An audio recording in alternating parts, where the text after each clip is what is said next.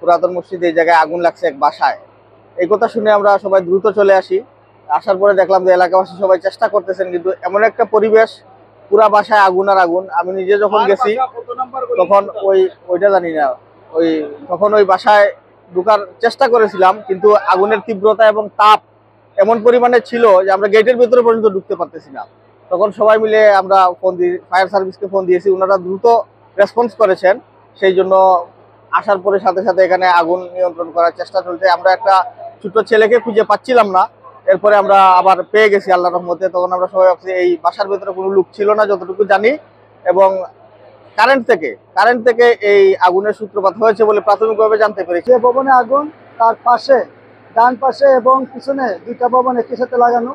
প্রথমে আমরা এই পাশের যে দুইটা ভবন, এটাকে ব্যারিকেড দিয়ে আগুনটাকে আমাদের কবজার মধ্যে নিয়ে আসি, যাতে আগুনটা ছড়াইতে না পারে। এখন আগুনটা আমাদের নিয়ন্ত্রণে চলে আসছে। এখন শুধু আমরা ভিতরের যে আগুনটা, সেটা আমরা ডাম্পিং এর কাজ চলতেছে। আমাদের কাজ শেষ হলে আমরা সেগুলো দেখবো বা বলতে পারবো।